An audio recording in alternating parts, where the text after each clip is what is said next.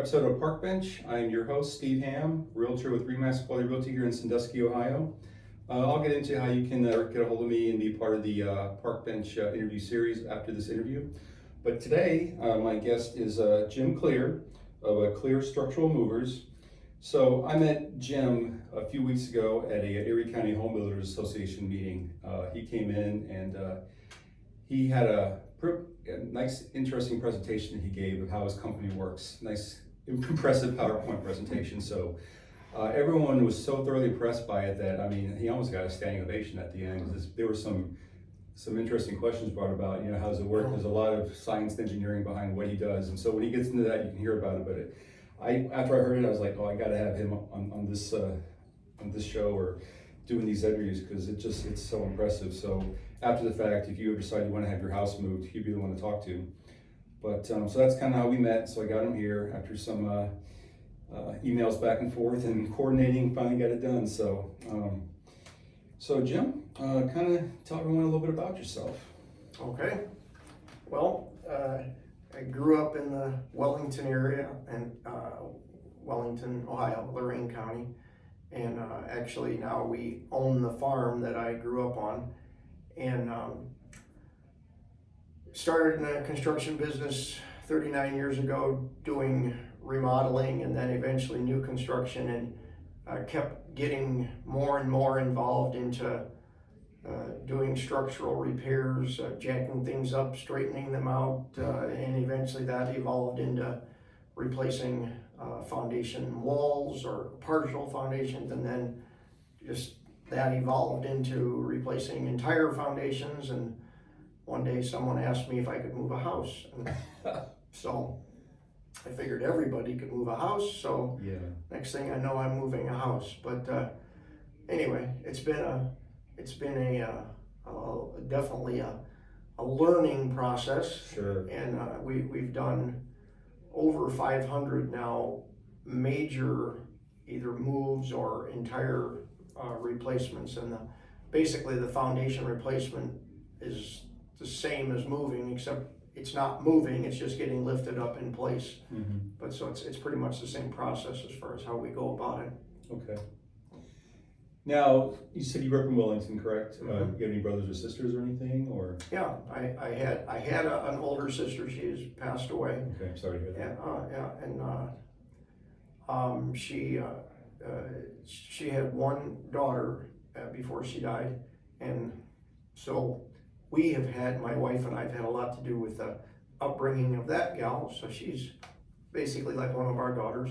Okay. And then we have 6 children of our own. Oh, nice. Yeah, and now 12 plus 2 grandchildren. Wow. And so that's, you know, what a blessing, very exciting. Yeah. And I have a younger sister that lives out of the area. In fact, she lives now in New Orleans. Okay. But her husband actually is the manager of the, I guess it's called the Superdome, the New Orleans. Okay, yeah. I guess where the Saints play. Right, yeah. Yeah, so that's what he does. Oh, wow. Anyway. All right. So, yeah. Well, cool. I mean, we all want to know just a little bit more about Sure. that. Yeah, so cool. But I've never seen the picture with you and the whole family, and it took pretty much the whole frame with everyone. That was kind of cool. There's a bunch of us now. Yeah. Okay. So someone asked you to move a house, and you're like, okay, this shouldn't be too hard. Anyone should be able to do it. So what all, I guess, basically involved in, if someone says, hey, I need to move my house, what's like the process involved you guys have to go through to get that done?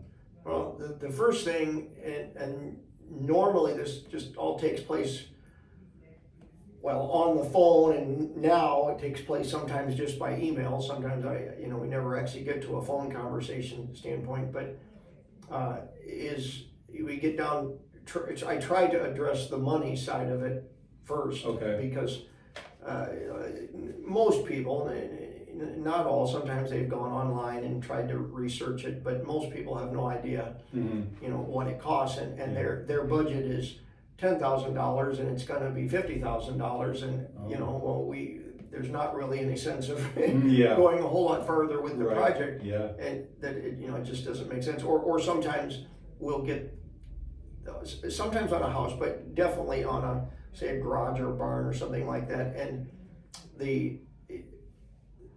the cost of the project is gonna end up being close to the cost of new construction. Oh, Cause sure. it just doesn't make sense. You know, that building isn't really in that good a shape in the first place. Yeah. And so in that case, we're just moving the studs, the frame, you know, and they're gonna have to reside it, new windows and a new roof, and plus the cost of the move and a foundation. Yeah. And it's, okay, well, we're 3/4 of the cost of new here, why don't you just build a new building? Yeah. You know, so anyway, so the first step is to address the financial side of it, is does it make any sense? Because and people will ask us, can you even do this? Yeah. And the answer is always yes, we can do it, but it's just, it's always money. Does this make any sense? Because if it doesn't, then you know, there's no sense proceeding. But anyway, so assuming that there is some financial viability, and unfortunately, as far as the people that either contact me by email or by phone, the majority of them, there isn't financial viability. That, you know, that they just don't make sense. They're either it's beyond their budget or it's beyond the value of the building. There's too many wires in the way, for instance, wires, trees, signs, all those things, and it's going to be hundreds of thousands of dollars to clear a path. Well, you know, there's not very many structures that are worth that kind of money, you know. So that is one that kills many of them as far as going down the road with a structure. But anyway, so that's the first thing. And then, so once we get past that, you know, hey, like this probably is a doable project, then I would come out to the site and you know, look at the building, take measurements, look underneath the building, in the crawl space or in the basement, you know, whatever is there. So I get an idea of its size, its weight, and then just what difficulties are going to be. And sometimes there's another building right next door, or it's sitting on the lake, or, you know, just whatever the situation is that we're going to have to deal with. And so we, you know, try to get an assessment of that. And then, as I mentioned, you know, we've done over 500 of these. I'm starting to get the hang of it. Just a little bit, I'm sure. Yeah. So I can usually come up with a fairly accurate an estimate on the amount of hours that it's going to take us to actually do this, and then I can, you know, give them then a quote. And if it's in the, see, I'm in Lorain County, so in the Lorain or surrounding counties, Erie, here in Ashland, that we can do the entire project. We can do the general contracting where we're jacking up or moving, excavating, footers, walls, floor, waterproofing, drainage, backfilling, interior structural repairs. If that's often, especially older homes, there's like there's wood that needs to be replaced, or you know, so all those kind of things. If it's farther away than that, we don't usually do those things because it's just too far distance-wise to manage the entire project. So anyway, and then we would work, in that case, we would work with their general contractor, or maybe they'll be their own general contractor, and there would be other subcontractors involved. So once all this is done, I mean, is this like a one-day type of process, or is there multiple days involved to try? Oh yeah, it multiple. Sometimes if it's real small, real simple, sometimes we're in and out of there in one day, but that would be a pretty basic project. It is conceivable that it could take weeks to do. And if it's a general contracting, if we're doing the entire project, it would be that. And unfortunately, in today's climate market, there's just a real slowdown in construction because of the lack of a workforce. So we used to do them regularly in 30 days, and now if we can get it done in 60 days, the entire project, you know, we're doing well, and we are able to do that. But it's but anyway, it definitely is a process. But as far as if we're talking about jacking it up or moving, we're probably there for 2 weeks, a week to 2 weeks, and then it's held up in the air. The new foundation is built underneath it, and then we set it down. I'm sorry. Then we come back and set it down. So then we're there for 1 to 3 or 4 days to get it set down, our equipment and everything pulled out, and so that's at the end, or at least at the end of our part of it. I didn't realize it was that comprehensive, actually. Wow. You know. So I mean, how do you when something? How do you secure it from moving around and stuff, or? Well, we become the foundation. Our beams take the place of the foundation. So we put beams under the house.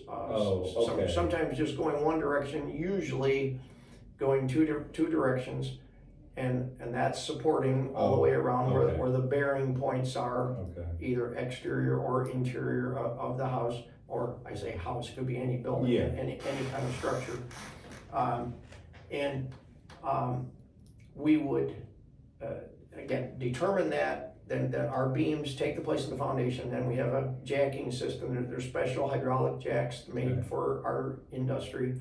So we pick the structure up off the foundation, and we are overcoming the weight of the foundations, or I'm sorry, of the structure. So picking it up, once we've got enough jacking power to overcome that weight, there's not really much to it, but a lot of what holds a house in place, again, structure in place, is just its weight. Most older houses are not anchored to the foundation. Rarely do we see that in an older house. The newer houses that were built in the last 50 years or so, those are all anchored, but the early homes, none of them were anchored. They just sat on the foundation just by their own weight. And you don't see houses blowing off the foundations left and right, so it obviously it's a working system. It does work, but anyway, once we start jacking, it comes right up off the foundation, and usually the foundation just sits in place, and then we get it up out of the way, usually at least a foot, sometimes a couple feet. And then everything underneath it can be dug out and start over. Or in the case of a moose, we get it up and we put wheels under it and then pull it away to the new location.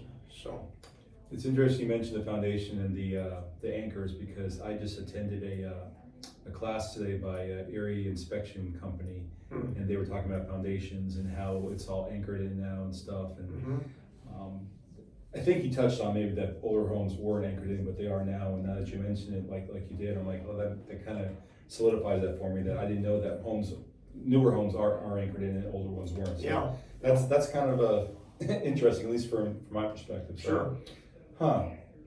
So, how many people are on your team to get this done?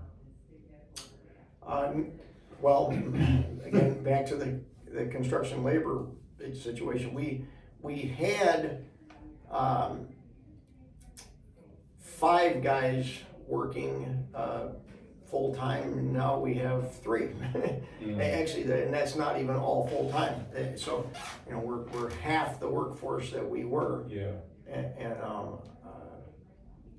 have not been very successful at replacing the people that have left. So It's hard to find people that can do the work, or that want to do the work, or maybe they realize it's maybe harder than they expected, or willing to do the work. And it's a shame, and that's not unique to our business. Everything in construction, everything in all fields, but especially construction.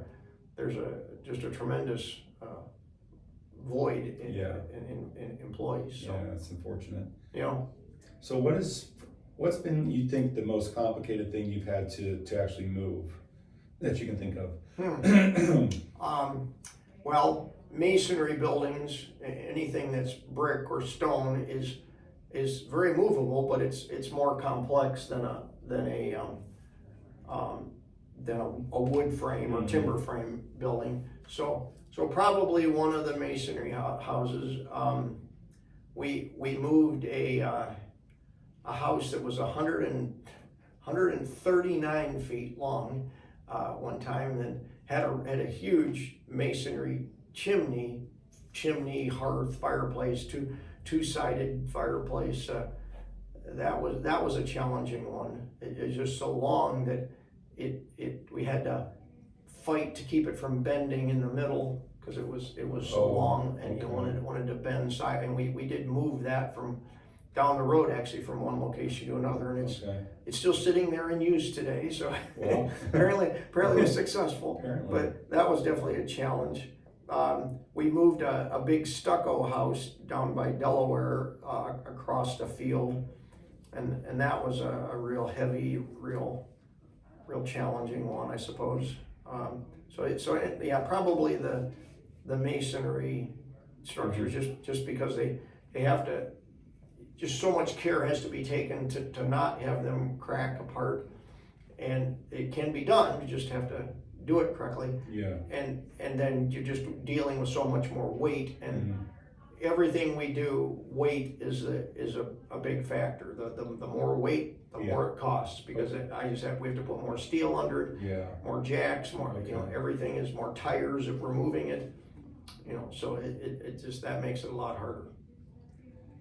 So, I mean, when you first started this, I mean, did you know what was gonna have to be part, or what all the equipment involved in it, or is it kind of like you kind of figured it out as you went? Well, I guess a little of both. I had done a little observing. A lot of this I did figure out on my own, but I stole ideas from other people. I stole their patents one measurement at a time. Okay. So anyway, it was a little bit of both. But I have a mechanical mind, and the engineering part of it I've had to teach myself, but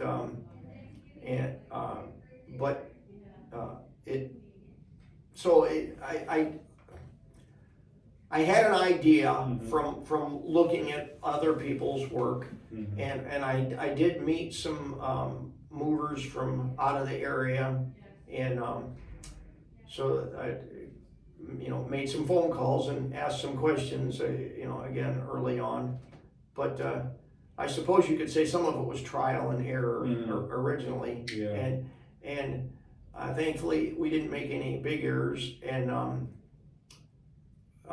probably if I went back and figured everything out from a long time ago, there were a lot of times when I was overdoing it because I didn't know for sure what I needed to use. Okay. So we probably overkilled just from the safety standpoint, Sure. which is okay, other than that we made more work for ourselves. Well, yeah.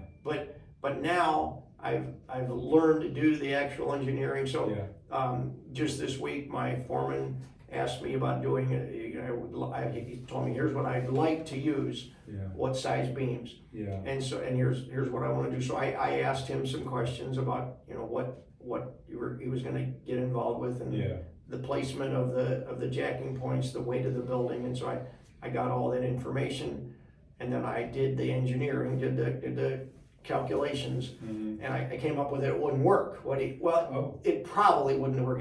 We have a safety factor that I use in the engineering, and it was beyond the safety factor, so it was in the gray area. Okay. And I wouldn't let him do that, because I'd have to stand behind it if something did happen.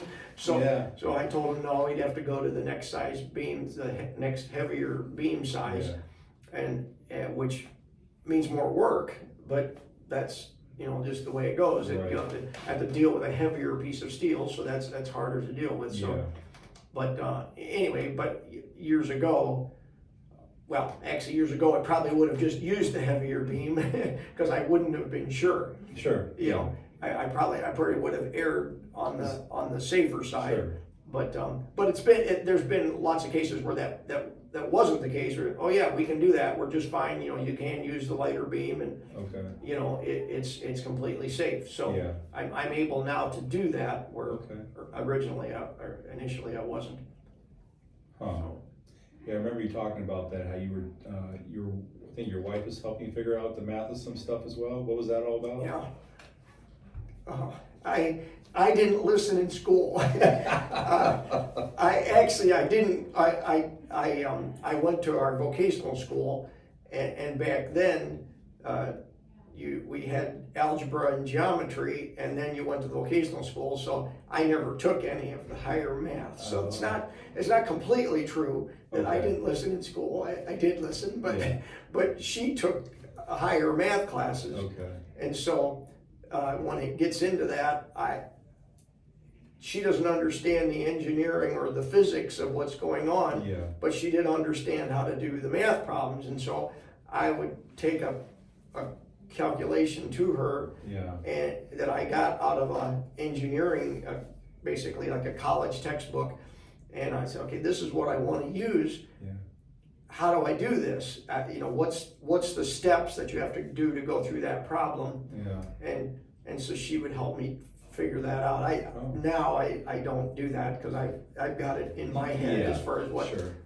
Actually, though, I can't remember when, but I have gone to her sometime here in the last couple of years, and some new calculation or something, that some situation that we haven't encountered before that I was going to try to address, and so she still can help me, but yeah. I remember you talked about that. That was kind of hilarious. She's definitely not scientific or again, engineering, mechanical. That's not her strong point at all. But she is really good at math. She's an accountant. So good.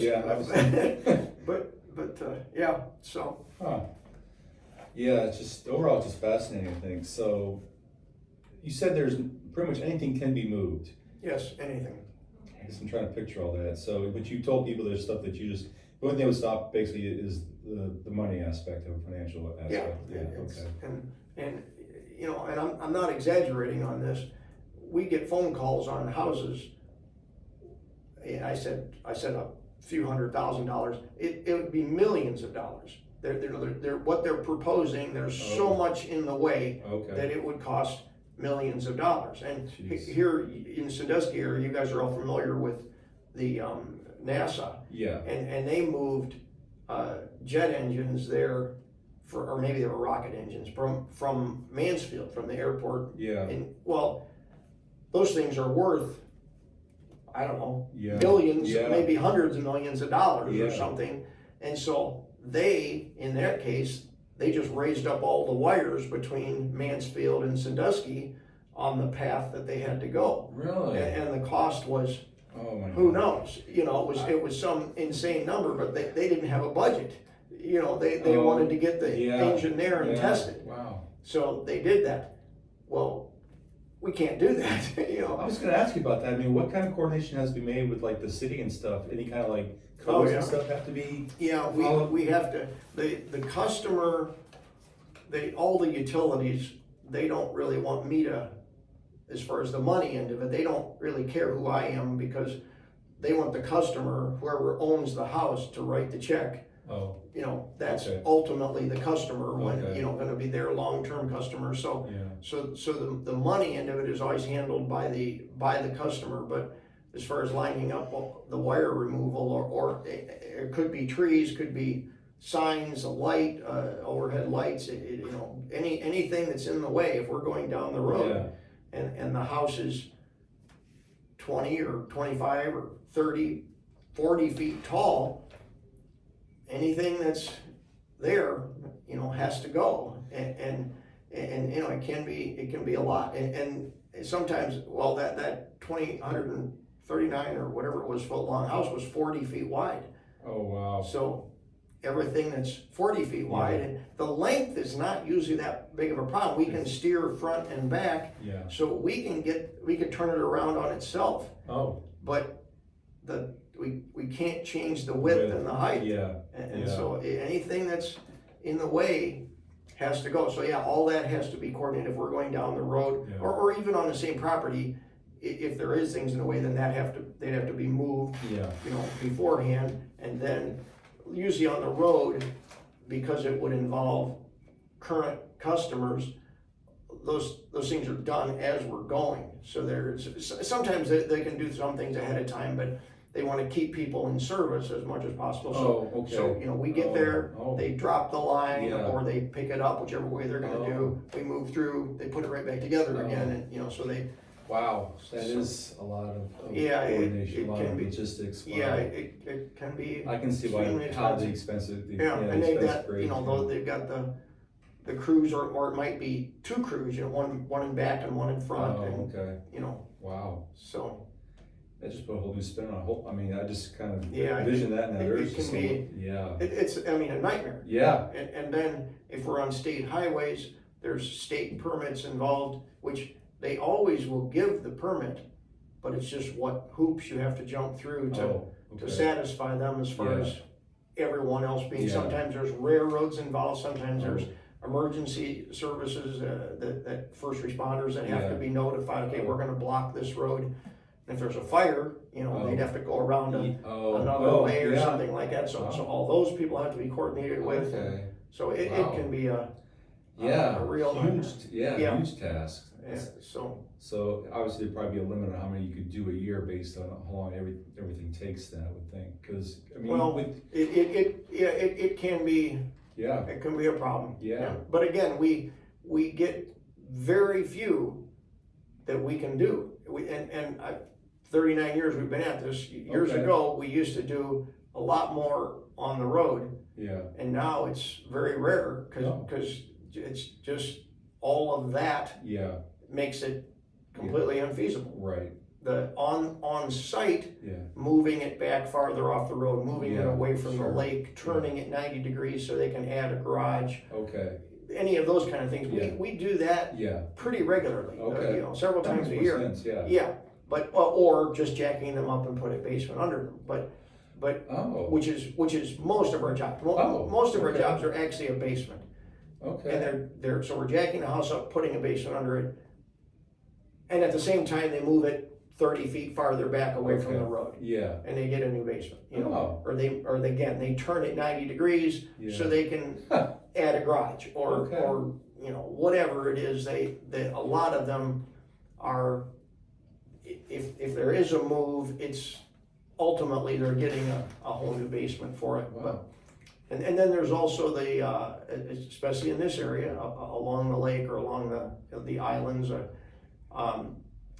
where they're getting lifted out of the way because of flooding. Oh. They're tired of getting flooded, or they're tired of paying flood insurance. Yeah. And so we come in and pick them up and get them out of that. So. Wow, I didn't know that was an option, but I didn't know people can lift up a house to actually add a basement after the fact too. That's that's a lot of the older homes have a cellar, partial basement, or a real short basement that's a dungeon. Okay, yeah. Well, we can put a brand new basement under the house. Yeah. It's exactly the same as the new basement that the new house across the street has. Okay. But theirs is that neat old existing home that, and now we've got a brand new basement under it. Well, that's interesting. I think when people see this, they're gonna, if they have that kind of thought in mind. I didn't know that you guys did that too. I thought it was more or less just, moving from one place to another, or, adjusting for like a code thing or something, but to actually add an addition or. That's really what economically drives the business. Is that we're adding a whole new floor to your house. Wow. So if it's a one-story house, it literally, we're doubling the size of the house. Yeah. And it's, again, it is in every way, it will look like a brand new basement under a new home. Wow. And the nice thing about what we do is, especially if we're talking about in a situation where a house has a basement, there are companies that will come in and do one wall at a time, and they just hold one wall of the house, they replace that wall, go to the next wall, do one, they just work their way around the house, one wall at a time. Mm-hmm. And I say those are companies that they do that hoping it works, because a lot of times it doesn't, well, I shouldn't say a lot of times, some of the times it does work, and we have had to go in, we get a phone call that, hey, I got a house I'm starting to lose, can you guys come and rescue us? And we go and put beams under the house and keep the house from collapsing. That's rare, I fully grant that. And newer homes, if it's just a foundation wall that's cracking or something like that, those guys can do that pretty effectively, and we recommend those contractors because we don't really do basement repairs. Okay. But if they are wanting an entirely new basement under their house, we have the equipment, the engineering, the proper insurance. Okay. And again, we've done over 500 of them, so we have the experience that we can do that safely with their contractor. If they already have a masonry contractor, that's completely fine. We can do that, and they can be assured that it's being done properly, safely. Their house is being protected.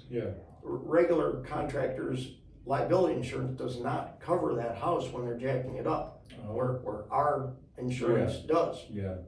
So anyway.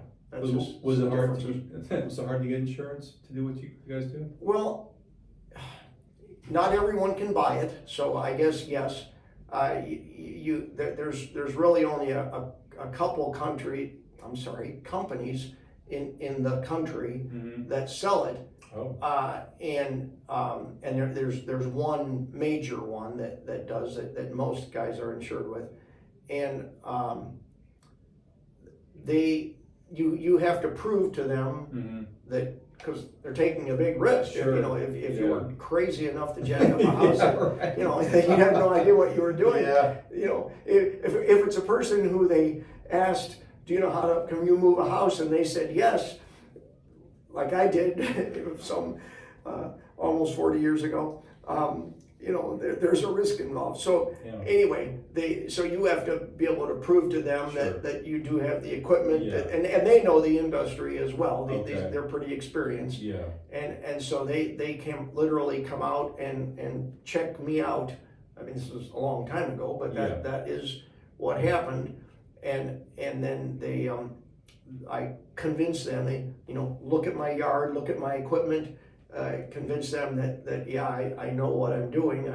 I'm for real. And then they will sell you the insurance. So in other words, that meant at the beginning I was not properly insured. I didn't know that. And a lot of these contractors that do the basement repairs, they don't know that that's the case. A lot of them, they're not insurance experts.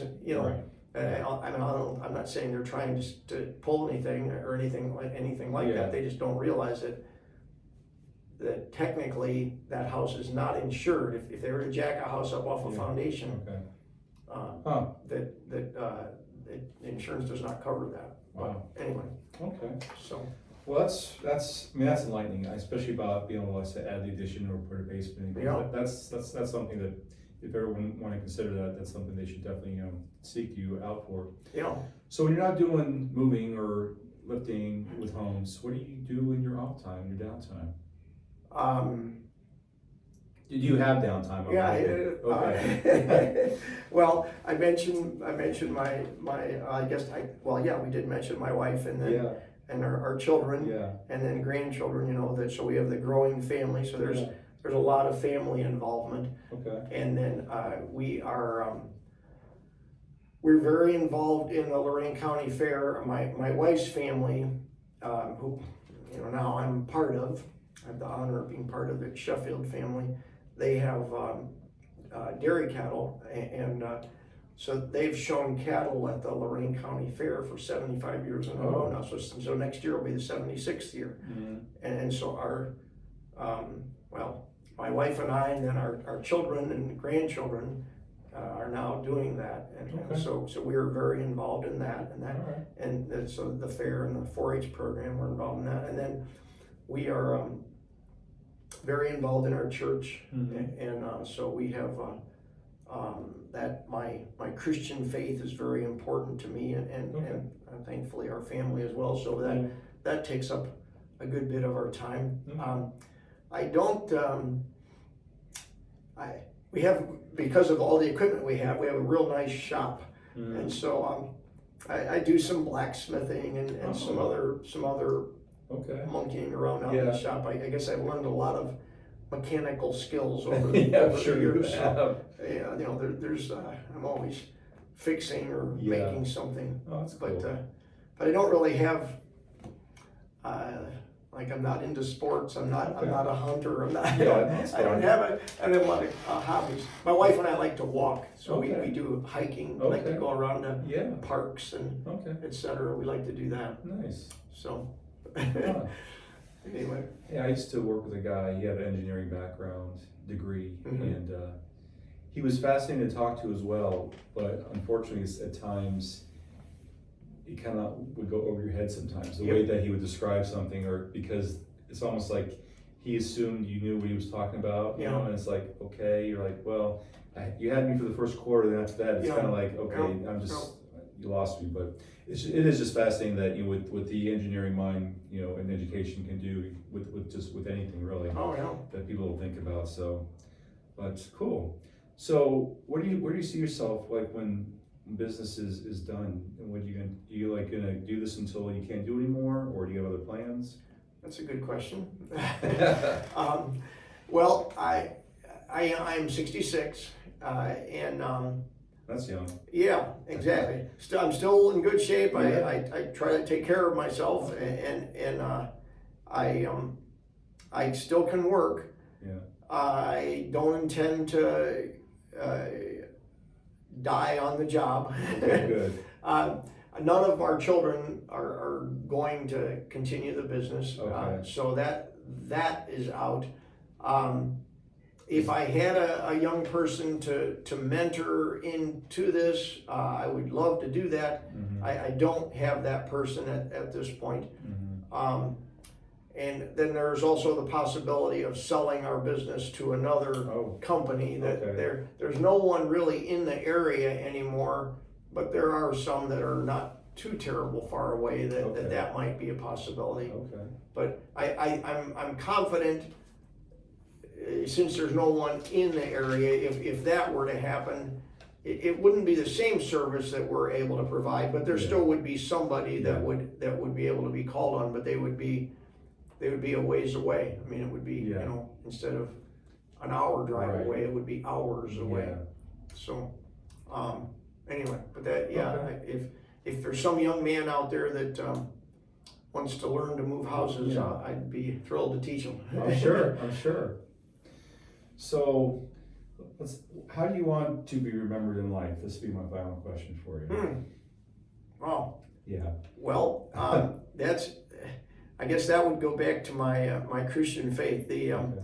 As far as being remembered as a amazing house mover or whatever, I don't know that I am an amazing house mover, but to be remembered for that, whatever that stuff, all these houses, eventually they're going to fall down, and I keep saying houses, all these structures. So, I'm not really building something that is going to be. Actually, if you think about the history of mankind, it's not going to be that long lasting. It might be, another 100 or for sure 200 years. All these buildings that we've dealt with are gone. Yeah. So that, that's whatever. I mean, that would be nice. I don't mind that people would look back and say something nice about me in that way. But no, I guess what I want to be remembered for would be that I was a man of faith, that I'm a very strong believer in prayer. I'm a very strong believer in telling people the good news that Jesus is my Savior, and I would like to be remembered for my belief in my Lord and Savior. Okay. So fair enough. What else can anyone ask for, really? Wow. So how can people get a hold of you or find out about the structural moving business? Well, Klier is spelled Klier. So if they go to klierstructuralmovers.com, our website, they can, or if they look up structural moving in Erie County, or that, they should find us. But Klier structuralmovers.com. Okay. And they'll see all kinds of pictures and information about what we do. Okay, And there's a link on there that they just click on it and they can email okay, pictures and, all kinds of information to us, and okay, so we'd be glad to talk with them. okay, cool. Well, I won't pick your brain for any more information. You pretty much spilled the beans on everything, which is good. It's very interesting, I think. When I heard your story, I'm like, I definitely got to talk with you on a more personal level, because that was just fascinating to me. Yeah. So I'll close it out by saying, so for Parkbench, like I said before, it's parkbench.com/Sandusky. And basically what I do is interview like small and amazing, business owners, industry professionals, community leaders, and interesting people, interview them, and I post them for free on the website. And in return, I just, hopefully that, anyone that's, they hear about that needs real estate assistance, whether it's buying or selling or questions, that they can kind of refer them my way. But, and you can contact me at steven.ham@remax.net for that. So that's pretty much it. Do you have anything else you want to add at the moment? Or No, thank you very much for the invitation. Sure, no, I appreciate Really you stopping by. I mean, I'm glad you very did. enjoyable. Yeah, well, I'm glad you felt that way. So thanks for coming by. Pleasure again to speak with you. And that'll do it for this episode of Parkbench. But check out the site and get on the action and be part of the Parkbench interview series. There'll be more to come. So other than that, take care, keep a positive mindset, and keep reaching for those dreams and goals, and never quit. See y'all later.